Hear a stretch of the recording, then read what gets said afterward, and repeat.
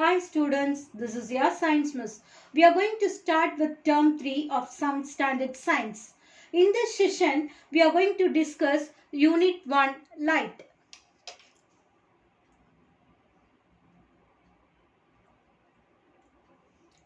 When we enter into a dark room, nothing is visible. The moment you switch on the light, everything in the room becomes visible. So light இல்லாமல் நம்மளால் இருக்கவே முடியாது. ஒரு dark ரூம்குள்ளே நுழைஞ்சோன்னா அந்த ரூமில் என்னென்ன பொருள் இருக்குன்னு நம்மளால் பார்க்கவே முடியாது. நம்ம அந்த ரூமில் ஸ்விட்சை ஆன் பண்ண உடனே அந்த ரூமில் இருக்கக்கூடிய எல்லா பொருளும் நம்மளால் பார்க்க முடியும். ஓகேவா? ஸோ அதுக்கு எது ஹெல்ப் பண்ணுது? லைட் தான் ஹெல்ப் பண்ணுது இல்லையா? So light is a type of energy that helps us to see all the things around us. Light can be detected by the human eye. Light is the only source of energy for plants. So they entirely depend on light.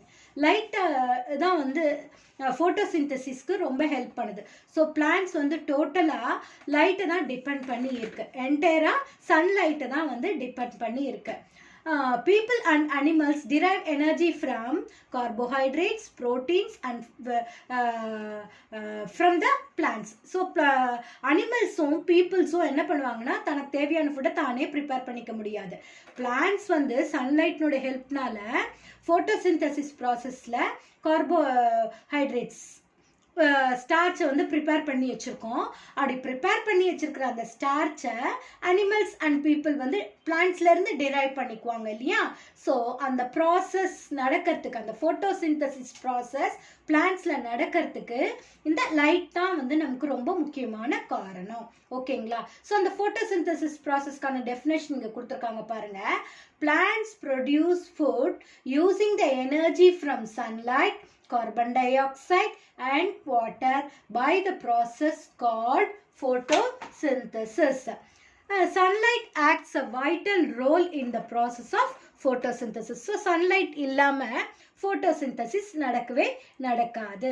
So இப்போ நம்ம அடுத்து பார்க்க போகிறது source of light.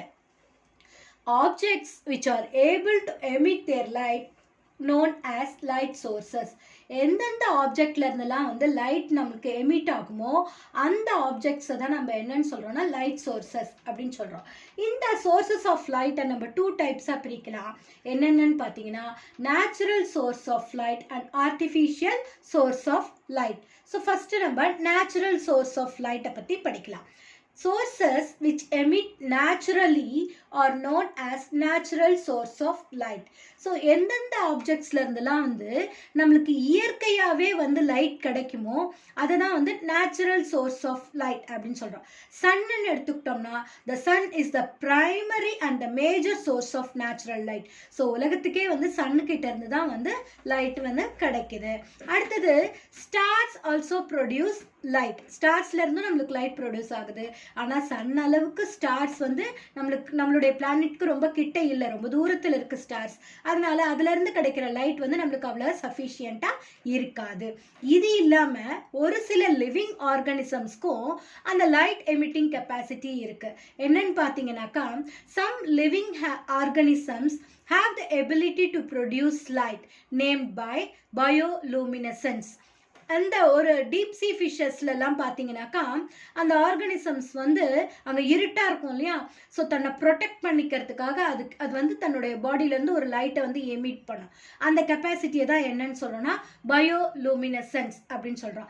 It is a effect of certain chemical reactions occurring in the organism. இந்த bioluminescence அப்படிங்கிற capacity வந்து அந்த organisms பாடியில் நடக்கக்கூடிய ஒரு சில கெமிக்கல் ரியாக்ஷன்ஸ்னால தான் வருது. எந்தெந்த ஆர்கானிசம்க்குலாம் வந்து இந்த பயோலூமினசன்ஸ் கெப்பாசிட்டி இருக்குது அப்படின்னு பார்த்தீங்கன்னா ஃபயர்ஃப்ளைஸ், இந்த மின்மினி பூச்சின்னு சொல்லுவோம் இல்லையா? அது பறக்கும் போதே நம்மளுக்கு அப்படியே பல்பு எரியிற மாதிரியான ஒரு வெளிச்சத்தை அப்படியே அடிச்சுக்கிட்டே அது சுற்றி வரும் இல்லையா? So fireflies, jellyfish, glowworm, certain deep sea plants and some microorganisms can emit naturally. So இந்த ஆர்கானிசம்ஸ்லாம் வந்து லைட்டை வந்து நேச்சுரலாகவே எமிட் பண்ணும். அதை தான் நம்ம என்னன்னு சொல்லுவோம்னா பயோலூமினசன்ஸ் அப்படின்னு சொல்கிறோம். அடுத்தது artificial source of light. So தன்னால் ப்ரொடியூஸ் பண்ணிக்க முடியாது. இயற்கையாக அதுக்கிட்ட லைட் இருக்காது. ஆனால் மற்ற ஆர்கானிசம் கிட்ட இருந்து லைட்டை வந்து வாங்கி அது வந்து என்ன செய்யும், அது மற்ற அந்த லைட்டை வந்து ஸ்ப்ரெட் பண்ணும். Apart from the natural sources light can also be produced artificially.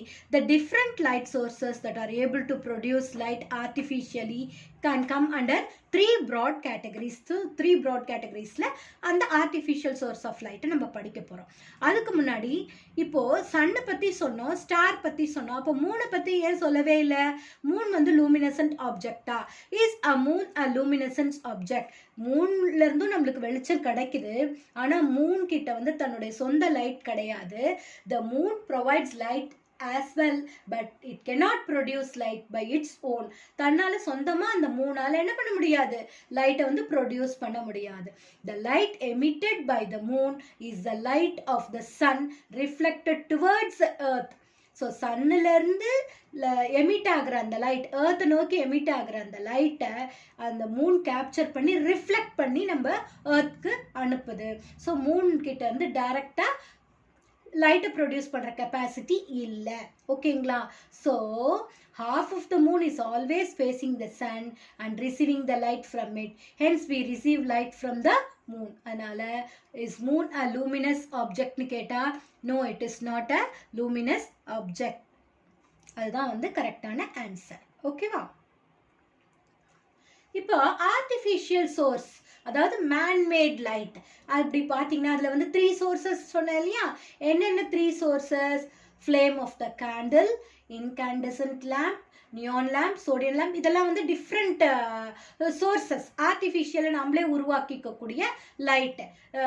Candle ஏற்றி வச்சா நம்மளுக்கு வெளிச்சம் கிடைக்கும், லேம்பெல்லாம் ஏற்றி வச்சா நம்மளுக்கு வெளிச்சம் கிடைக்கும்.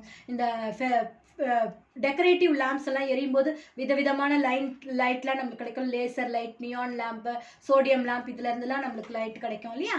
அடுத்து ஸோ அதில் ஃபர்ஸ்ட் ஒன் பாருங்க, incandescent source. when certain objects are heated to a high temperature they begin to emit light. ஒரு சில ஆப்ஜெக்ட்ஸ் வந்து ரொம்ப ஹை டெம்பரேச்சரில் அதை ஹீட் பண்ணும்போது அது என்னவாக ஆரம்பிச்சிடும்? அதுலேருந்து லைட் வந்து எமிட் ஆக ஆரம்பிச்சிடும். இப்போது அயன் ராட் இருக்குது பார்த்தீங்களா? அதை நல்லா ஹீட் பண்ண ரெட் ஹாட்டாக மாறிடும். The glowing of hot iron rod is a kind of incandescent example. இதுக்கு இன்னொரு எக்ஸாம்பிள் என்ன? கேண்டில் கொடுத்துருக்காங்க, இன்கேண்டசன்ட் லேம்ப் கொடுத்துருக்காங்க. இதெல்லாம் வந்து இன்கேண்டசன்ட் சோர்சஸ்க்கு எக்ஸாம்பிள். அடுத்தது gas discharge sources. Passing electricity through certain gases at a very low pressure produces light. So very low pressureல வந்து என்ன ஆகும்? ஒரு சர்டன் கேஸஸ் வழியாக எலக்ட்ரிசிட்டியை பாஸ் பண்ணும்போது அது வந்து நம்மளுக்கு லைட்டை வந்து ப்ரொடியூஸ் பண்ணும். இதுக்கு எக்ஸாம்பிள் வந்து நியான் லேம்ப், சோடியம் லேம்ப், இதெல்லாம் வந்து நம்மளுக்கு எக்ஸாம்பிள்ஸ். ஸோ இங்கே பார்த்தீங்கன்னாக்கா நம்ம வீட்டிலலாம் யூஸ் பண்ணுற இந்த டியூப் லைட் இருக்குது பார்த்தீங்களா? அது எப்படி எரியுதுன்னு பார்க்கலாமா? இதில் வந்து ஒரு கேஸ் வந்து ஃபில் ஆகிருக்கு, மெர்க்குரி வேப்பர் அப்படிங்கிற ஒரு கேஸ் வந்து ஃபில் ஆகிருக்கு. இப்போ நம்ம கரண்ட்டை ஆன் பண்ண உடனே அந்த கரண்ட் வந்து அந்த மெர்க்குரி வேப்பரை வந்து எக்ஸைட் பண்ண வச்சு அது வந்து என்ன செய்யணும்? ஒரு அல்ட்ரா வயலட்டில் லைட்டை வந்து ப்ரொடியூஸ் பண்ணும். Short wavelength ultra violet light வந்து ப்ரொடியூஸ் ஆகும். அந்த அல்ட்ரா வயலட் லைட் வந்து அந்த பல்பினுடைய இன்னர் சர்ஃபேஸில் கோட்டாக இருக்கிற அந்த பாஸ்பரஸ் கோட்டிங் வந்து க்ளோ பண்ண வைக்கும். அதுதான் நம்ம வெளியில இருந்து பார்க்கும்போது என்ன ஆகும்னா நம்மளுக்கு ஒரு விசிபிள் லைட்டா வந்து தெரியும். ஓகேங்களா? ஸோ அடுத்து நம்ம பார்க்க போறதுன்னு பார்த்தீங்கன்னாக்கா properties of light. Light have some fundamental properties. என்னென்ன ப்ராப்பர்ட்டிஸ் இருக்கு லைட்க்கு அப்படின்னு பார்த்தோம்னா rectilinear propagation of the light, reflection, speed, interaction of the light with matter, spectrum. இதெல்லாம் வந்து different fundamental properties of light. Path of the light. இங்க பாருங்க, இந்த லைட் வந்து light penetrate through the trees. இப்போ மரத்தடியில் நல்ல வெயில் அடிக்கும்போது மரத்தடியில் பார்த்தீங்கன்னா இந்த மாதிரி லைட் ரேஸ் வந்து பெனிட்ரேட் ஆகிட்டு போகும். பார்த்துருக்கீங்களா? அடுத்தது light travels through a holes in a cement grill. இந்த வீட்டுக்குள்ளே வந்து ஜன்னல் வழியாக வந்து சன்லைட் வந்து உள்ளே வரும். பார்த்துருப்போம் நம்ம, அப்படியே நீட்டாக ஸ்ட்ரெயிட் லைன் மாதிரி வரும். இது வந்து லேசர் பீம்ஸ். இந்த கலர் லைட் எல்லாம் வந்து ட்ராவல் பண்ணோம் இல்லையா? டெக்கரேட்டிவ் இதுலலாம் எக்ஸிபிஷன்லலாம் நம்ம பார்த்துருப்போம் லேசர் பீம்ஸாக. இதெல்லாம் வந்து பார்ட் ஆஃப் த லைட்டை வந்து நம்ம படிக்க எக்ஸாம்பிள். இப்போ இங்கே வந்து லைட்னுடைய first property rectilinear propagation of light அப்படின்னா என்னன்னா light always travels in a straight line அப்படிங்கிறத ஒரு எக்ஸ்பெரிமெண்டலாக அவங்க ப்ரூவ் பண்ணியிருக்காங்க. என்ன பண்ணியிருக்காங்கன்னா இந்த 3 மேட்ச் பாக்ஸஸ் எடுத்து ஒரே ஹைட்டில் வந்து அதை ஹோல் பண்ணி அதில் ஒரு சின்ன ஹோல் பண்ணிட்டு அதனுடைய ஆப்போசிட் சைடில் வந்து ஒரு கேண்டிலை வந்து கொளுத்தி வச்சாக்கா அந்த கேண்டிலுடைய லைட் வந்து நம்மளுக்கு என்ன ஆகும் அப்படின்னு சொன்னால் நம்மளுக்கு இந்த பக்கத்துல இருந்து கண் வழியாக பார்க்கும்போது அந்த லைட் வந்து ஸ்ட்ரெயிட் லைட் தெரியும். இதை ஏதாவது ஒரு மேட்ச் பாக்ஸை உல்டாவா திருப்பி வச்சோம் அப்படின்னா அந்த ஹோல் வந்து டிஸ்டர்ப் ஆயிடும். அப்ப அந்த எரியிற லைட் வந்து நம்மளுக்கு தெரியாம போயிடும். இதுல இருந்து நம்ம என்ன ப்ரூவ் பண்றோம் அப்படின்னு பாத்தீங்கன்னா light travels in straight line, it cannot bend the path itself. This is called as the rectilinear propagation of light. இது வந்து லைட்னுடைய ஒரு முக்கியமான ப்ராப்பர்ட்டி. ஓகேங்களா? ஸோ நல்லா ஞாபகம் வச்சுக்கோங்க, always light travels in a straight line. ரொம்ப important. Light always travels in a straight line. இந்த ப்ராப்பர்ட்டிக்கு பேர் தான் ரெட்டிலீனியர் ப்ராபகேஷன் ஆஃப் லைட். ஓகேவா? அடுத்ததுக்கு போலாமா? இந்த ரெட்டிலீனியர் ப்ராபகேஷன் ஆஃப் த லைட் இதை வச்சு தான் வந்து இங்க ஒரு பின்ஹோல் கேமரா டிவைஸ் பண்ணியிருக்காங்க.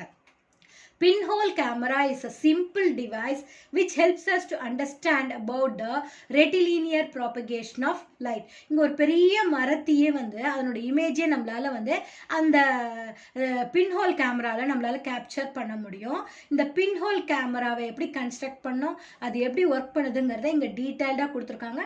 நீங்க கோ த்ரூ பண்ணீங்கன்னா உங்களுக்கு புரியும். ஓகேங்களா? ஒரே ஒரு சின்ன ஹோல் வழியாவே நம்மளுக்கு ரிஃப்ளெக்ட் ஆகி அந்த இதனுடைய இமேஜ் கிடைச்சிருது. கோ த்ரூ பண்ணிக்கோங்க, ஈஸியா உங்களுக்கு அந்த பின்ஹோல் கேமரா எப்படி ப்ரிப்பேர் பண்ணணும் அப்படிங்கிறது தெரியும். இப்போ நம்ம லைட்னுடைய நெக்ஸ்ட் ப்ராப்பர்ட்டியான ரிஃப்ளெக்ஷன் பத்தி பார்க்க போறோம். ஓகேவா? So reflection of the light is the process of sending back the light rays which fall on the surface of an object. So இங்க மிரர் தான் வந்து அந்த ஆப்ஜெக்ட். இப்போ இதுல வந்து ஒரு லைட் ரே வந்து படுது. பட்ட உடனே அது என்ன ஆகுதுன்னா ரிஃப்ளெக்ட் ஆகி பவுன்ஸ் பேக் ஆகி போகுது இல்லையா? அந்த பவுன்ஸ் பேக் ஆகி திருப்பி ஆப்போசிட் டைரக்ஷன்ல அது டிராவல் பண்றதை தான் நம்ம என்னன்னு சொல்றோம்னா ரிஃப்ளெக்ஷன் அப்படின்னு சொல்றோம். இந்த ரிஃப்ளெக்ஷனுக்கான கரெக்ட் டெஃபினேஷன் வந்து உங்க புக்ல இல்ல, அதனால இதை நல்லா மார்க் பண்ணி படிச்சுக்கோங்க. ஸோ இப்போ ரிஃப்ளெக்ஷன்ல நம்ம பார்த்தீங்கன்னா the light falling on the mirror is called the incident ray. So இந்த மிரருக்கு மேல படுற அந்த லைட் ரேவை நம்ம என்னன்னு சொல்லுவோம்னா இன்சிடென்ட் ரே அப்படின்னு சொல்லுவோம். அண்ட் த லைட் ரிஃப்ளெக்டட், இதுல இருந்து பட்டு வெளியில போற அந்த ரேவை வந்து என்னன்னு சொல்லுவோம்னா ரிஃப்ளெக்டட் ரே அப்படின்னு சொல்லுவோம். So this is incident ray and this one is reflected ray. இப்போ இதுல இருக்கக்கூடிய டிஃப்ரெண்ட் டேர்ம்ஸ் பார்க்கலாமா? ஸோ இன்சிடென்ட் ரே அப்படின்னு பார்த்தீங்கன்னா the ray of light that falls on the surface of the reflection material. இந்த reflecting materialல படக்கூடிய அந்த லைட் ரேவை தான் இன்சிடென்ட் ரே அப்படின்னு சொல்றோம். அடுத்தது ரிஃப்ளெக்டட் ரே அப்படின்னு எடுத்துக்கிட்டோம்னா the ray of light that comes from the point when the incident ray falls on the reflection material. இந்த ரிஃப்ளெக்டிங் மெட்டீரியலுக்கு மேல இன்சிடென்ட் ரே பட்டு அங்கிருந்து ஒரு ரே வந்து நம்மளுக்கு ஸ்டார்ட் ஆகி அது டைவர்ட் ஆகி போகும் இல்லையா? அந்த ரேவை தான் நம்ம என்னன்னு சொல்றோம்னா ரிஃப்ளெக்டட் ரே அப்படின்னு சொல்றோம். இந்த இன்சிடென்ட் ரேவும் ரிஃப்ளெக்டட் ரேவும் சேர்ற இடத்தை தான் என்னன்னு சொல்றோம்னா point of incidence அப்படின்னு சொல்றோம். The point of which the incident ray strikes and the reflecting surface is the point of incidence. அடுத்தது நார்மல் அப்படின்னு பார்த்தீங்கன்னாக்கா இந்த இடத்துல இங்க இந்த பாயிண்ட் ஆஃப் இன்சிடென்ஸ்ல இருந்து 90 டிகிரி ஆங்கிள் பெர்பெண்டிகுலரா ஒரு லைனை நம்ம வந்து டிரா பண்ணோம்னா அந்த லைனை தான் நம்ம என்னன்னு சொல்லுவோம்னா நார்மல் அப்படின்னு சொல்லுவோம். The perpendicular line drawn from the point of incidence to the plane of reflecting surface is called normal. அடுத்தது angle of incidence. இந்த angle of incidence and angle of reflection அப்படின்னு பார்த்தீங்கன்னாக்கா இந்த இடத்துல இந்த இன்சிடென்ட் ரே வந்து சொல்லிட்டேன், நார்மல் சொல்லிட்டேன், ரிஃப்ளெக்டட் ரே சொல்லிட்டேன் இல்லையா? ஸோ இந்த நார்மலுக்கும் இன்சிடென்ட் ரேக்கும் நடுவில் இருக்கக்கூடிய இந்த ஆங்கிள் தான் வந்து ஆங்கிள் ஆஃப் இன்சிடென்ஸ். அதே மாதிரி இந்த நார்மலுக்கும் இந்த ரிஃப்ளெக்டட் ரேக்கும் நடுவில் இருக்கக்கூடிய இந்த ஆங்கிள் தான் வந்து நம்மளுக்கு ரிஃப்ளெக்டட் angle of reflection. ஓகேவா? ஸோ மிரர் மேல வந்து படுற இந்த ரே வந்து இன்சிடென்ட் ரே, இதுல இருந்து வெளியில போற ரே வந்து ரிஃப்ளெக்டட் ரே. இது ரெண்டும் மீட் ஆகுற இடம் வந்து பாயிண்ட் ஆஃப் ரிஃப்ளெக்ஷன். இந்த இடத்துல இந்த பாயிண்ட் ஆஃப் ரிஃப்ளெக்ஷன்ல இருந்து பாயிண்ட் ஆஃப் இன்சிடென்ஸ்ல இருந்து நம்மளுக்கு ஒரு 90 டிகிரியில பர்பெண்டிகுலர் லைன் ட்ரா பண்ணா அதுதான் நார்மல். நார்மலுக்கும் இன்சிடென்ட் ரேக்கும் நடுவில் இருக்கக்கூடிய ஆங்கிள் வந்து ஆங்கிள் ஆஃப் இன்சிடென்ஸ். நார்மலுக்கும் ரிஃப்ளெக்டட் ரேக்கும் நடுவில் இருக்கக்கூடிய ஆங்கிள் வந்து ஆங்கிள் ஆஃப் ரிஃப்ளெக்ஷன். இதெல்லாம் ரொம்ப முக்கியமான டேர்ம்ஸ் லைட்டை பொறுத்த வரைக்கும், இந்த ரிஃப்ளெக்ஷனை பொறுத்த வரைக்கும். அதனால இது எல்லாத்தையும் இன்னொரு தடவை கோ த்ரூ பண்ணிக்கோங்க. ஓகேங்களா? ஸோ அடுத்த பார்ட் பார்க்கலாமா? இப்போ அடுத்த பார்ட் பார்த்தீங்கன்னா laws of reflection. Laws of ரிஃப்ளெக்ஷன்ல நம்மளுக்கு 2 லாஸ் கொடுத்துருக்காங்க. என்னென்ன கொடுத்துருக்காங்கன்னா, the angle of incident is always equal to the angle of reflection.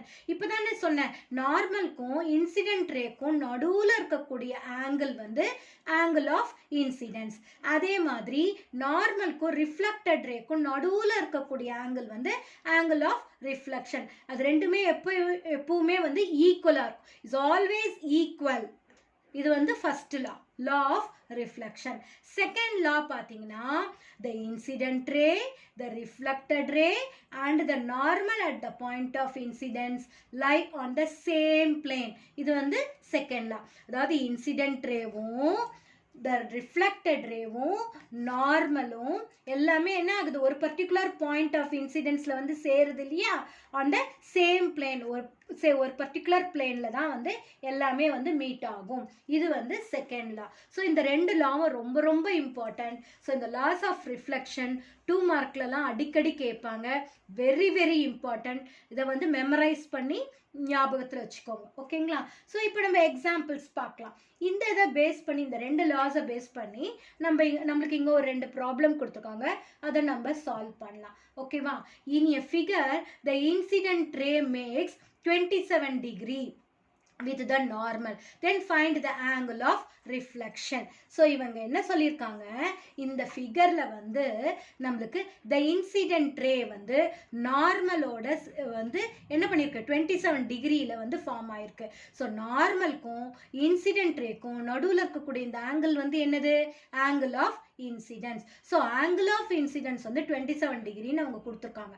அப்படின்னா find the angle of reflection. So first rule படி the angle of incident is equal to the angle of reflection இல்லையா? So இங்கே angle of incident 27 டிகிரியா இருந்தால் angle of ரிஃப்ளெக்ஷனும் நம்மளுக்கு என்னவா தான் இருக்கும், 27 டிகிரியா தான் இருக்கும். So therefore the angle of reflection is equal to 27 degree. So first sum நம்ம சால்வ் பண்ணியாச்சா? இப்போ நம்ம செகண்ட் சம்க்கு போகலாமா? இப்போ செகண்ட் சம் பாருங்க. Light ray strikes a reflective plane surface at an angle of 43 degree with the plane surface. அந்த plane surfaceல இருந்து அந்த ரிஃப்ளெக்டிவ் பிளேன்ல என்ன, அந்த லைட் ரேஸ் வந்து 42 டிகிரி ஆங்கிளில் நம்மளுக்கு வந்து ரிஃப்ளெக்ட் ஆகுது.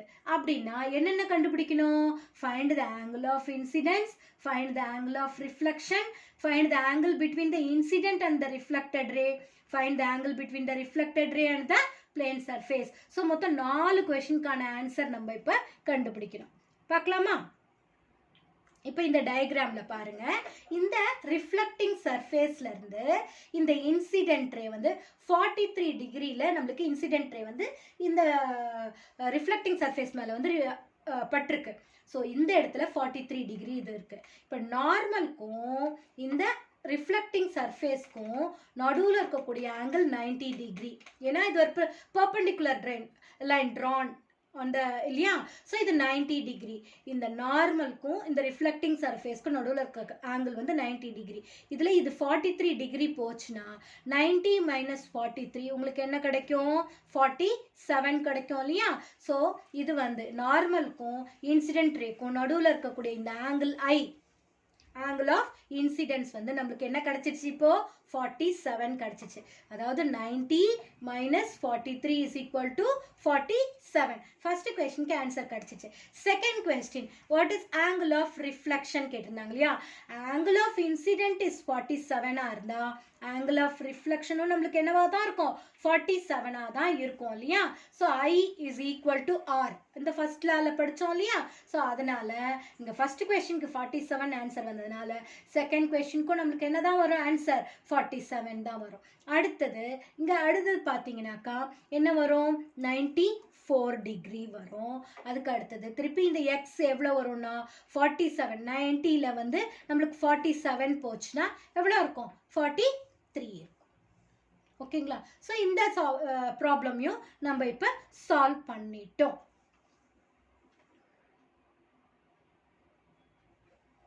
அடுத்து இந்த லைட்ல வந்து மல்டிபிள் ரிஃப்ளெக்ஷன்ஸ் நடக்கும். அந்த மல்டிபிள் ரிஃப்ளெக்ஷனை பேஸ் பண்ணி உங்களுக்கு பெரிஸ்கோப் வந்து ரொம்ப ஃபங்க்ஷனலாக இருக்கும். இது வந்து ஹையர் கிளாஸஸ்க்கு போகும்போது நீங்கள் பெரிஸ்கோப்பை பற்றி டீட்டெயில்டாக படிப்பீங்க. ஓகேவா? அடுத்தது நம்ம படிக்க போகிறது டைப்ஸ் ஆஃப் ரிஃப்ளெக்ஷன். இப்போ ரிஃப்ளெக்ஷன்னா என்னன்னு படிச்சிட்டோம்.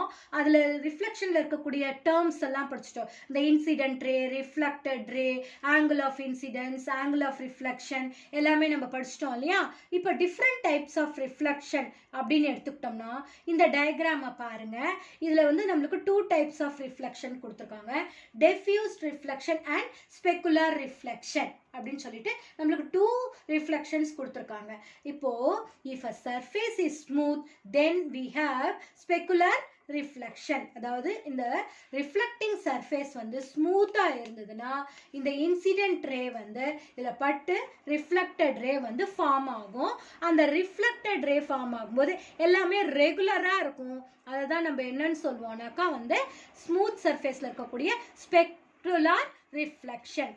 அது இப்போ அடுத்தது டெஃப்யூஸ் ரிஃப்ளெக்ஷன் அப்படின்னு பார்த்தீங்கன்னா if the surface is rough then we will have a diffused reflection. இங்கே பார்த்தீங்கன்னா மேடு பள்ளமாக இருக்கு இல்லையா? ஸோ இந்த மாதிரி மேடு பள்ளமாக இருக்கக்கூடிய சர்ஃபேஸில் லைட் ரேஸ் வந்து ரிஃப்ளெக்ட் ஆகும்போது ஒவ்வொரு ரே வந்து ஒவ்வொரு ஆங்கிளில் நம்மளுக்கு அந்த ரிஃப்ளெக்டட் ரே பாருங்கள், எல்லா இன்சிடென்ட் ரேவும் ஸ்மூத்தில் வர மாதிரியே தான் இப்போ ஸ்ட்ரைட்டாக இருக்குது. ஆனால் இங்கே என்ன ஆகுது?